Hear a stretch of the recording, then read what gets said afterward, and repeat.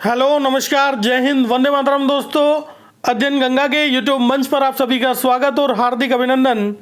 प्रतियोगी परीक्षाओं में पूर्ण सफलता के लिए अध्ययन गंगा यूट्यूब चैनल को सब्सक्राइब करें, बेल आइकन को प्रेस करें, जिससे कि लेटेस्ट वीडियो के नोटिफिकेशन मिलते रहें। चलिए शुरू करते हैं आज का वीडियो। दिल्ली पुलिस कांस्टेबल परीक्षा 2020। देखिएगा, दिल्ली पुलिस कांस्टेबल की परीक्षा होने वाली है। 2 से 2.5 महीने का समय आपको मिलेगा और नवंबर में ये परीक्षा आयोजित है। और दिल्ली पुलिस कांस्टेबल परीक्षा में यदि आप सफल होना चाहते हैं तो अध्ययन गंगा यूट्यूब चैनल से जरूर जुड़िएगा।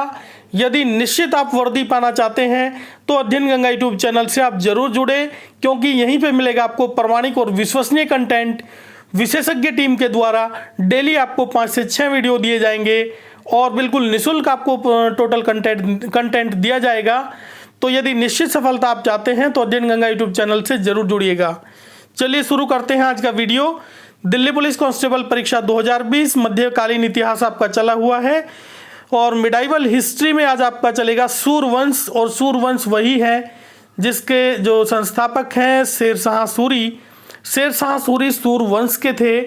और सूरवंश जो शेरशाह सूरी है, इन्होंने हुमायूं को काफ़ी तंग किया था और हुमायूं को इन्होंने मुगल वंश की गद्दी से उखाड़ फेंका था।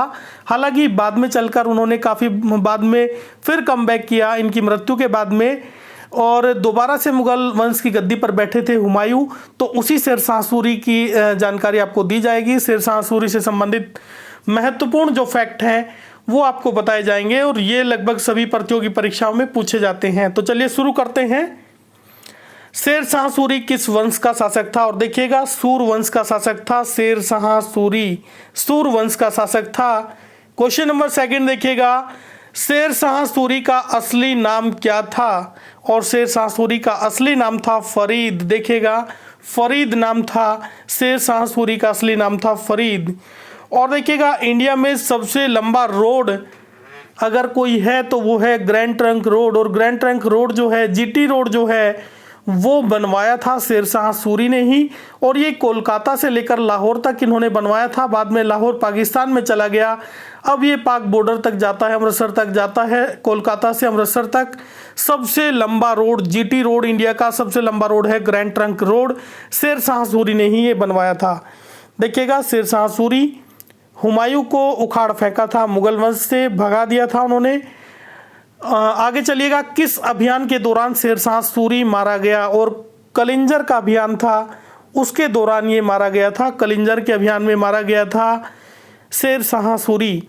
शेरशाह सूरी का प्रसिद्ध इतिहासकार कौन था? और इसका प्रसिद्ध इतिहासकार था अब्बास खान शेरवानी। देखिएगा, अब्बास खान शेरवानी इसका प्रसिद्ध इतिहासकार था इस समय का। चलिएगा आगे चलते हैं। शेरशाह सूरी के समय का प्रसिद्ध कवि कौन था? मलिक मोहम्मद जायसी, जिन्होंने पद्मावत लिखी थी। मलिक मोहम्मद जायसी इनके समय का प्रसिद्ध कवि था और इन्होंने पद्मावत की रचना की थी। मलिक मोहम्मद जायसी ने ही किसकी रचना की थी? पद्मावत की रचना की थी।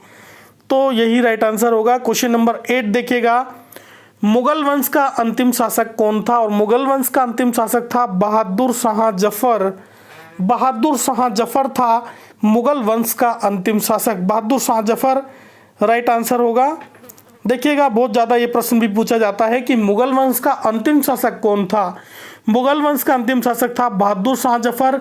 और यदि संस्थापक की बात करें तो संस्थापक था बाबर। आगे चलिएगा, यहाँ पे थोड़े मिक्स क्वेश्चन भी हैं। तो देखिएगा, बहुत ही महत्वपूर्ण प्रश्न यहाँ पे दिए गए हैं। मराठा वंश का उदय किसके नेतृत्व में हुआ? शिवाजी के नेतृत्व में मराठा वंश का उदय हुआ था। आगे चलिएगा, सिखों के प्रथम गुरु कौन थे? और सिखों के प्रथम गुरु गुरु नानक देव थे। और सिखों के अंतिम गुरु 10वें गुरु जो थे वो गुरु गोविंद सिंह थे। देखिएगा, गुरु गोविंद सिंह सिखों के 10वें गुरु और पहले गुरु जो थे सिखों के प्रथम गुरु थे गुरु नानक देव जी। चलिएगा आगे चलते हैं। अकबर द्वारा बनाए गए उपासना भवन का क्या नाम था? और अकबर के द्वारा बनाए गए उपासना भवन का क्या नाम था? उसका नाम था इबादत खाना। देखिएगा, इबादत खाना। क्वेश्चन नंबर नेक्स्ट चलिएगा, अकबर व आईने अकबरी, अकबरनामा व आईने अकबरी के लेखक कौन थे? देखिएगा, अकबरनामा वह आईने अकबरी के लेखक कौन थे? और इनके लेखक थे दोनों के अबुल फजल। देखिएगा, बड़ा नाम है अबुल फजल। काफ़ी प्रश्न पूछा जाता है कि अकबरनामा के लेखक कौन थे या आईने अकबरी के लेखक कौन थे? अबुल फजल। क्वेश्चन नंबर नेक्स्ट देखिएगा। और ये आपका वीडियो समाप्त हुआ। शेर शाह सूरी के बारे में कुछ जानकारी आपको दी गई, कुछ मिक्स क्वेश्चन आपने देखा। और शेर शाह सूरी जो थे बड़े ही डेंजर शासक थे, और जो मुगल वंश के दूसरे शासक थे हुमायूं, उन्होंने उनको हराया था और उन्हें छोड़ने को मजबूर कर दिया था राज्य, और वो भाग खड़े हुए थे और मुगल वंश की गद्दी पर कब्जा कर लिया था उस समय शेर शाह सूरी ने। लेकिन बाद में चल के फिर कमबैक किया था काफ़ी समय के बाद में हुमायूं ने। तो यही शेर शाह सूरी थे। और इनसे महत्वपूर्ण बहुत ही महत्वपूर्ण एक प्रश्न है कि शेर शाह सूरी का मकबरा कहाँ है। ये प्रश्न बहुत ज़्यादा पूछा जाता है। और शेर शाह सूरी के मकबरे की यदि बात करें तो सासाराम बिहार, देखिएगा सासाराम बिहार, सासाराम है, सासाराम बिहार में ये पड़ता है, सासाराम बिहार। तो ये प्रश्न बहुत ज़्यादा पूछा जाता है कि शेर शाह सूरी का मकबरा कहाँ है। इनका मकबरा सासाराम बिहार में है। तो बड़ा महत्वपूर्ण है, ये भी आप ध्यान रखिएगा। सासाराम बिहार में मकबरा है किसका? शेर शाह सूरी का।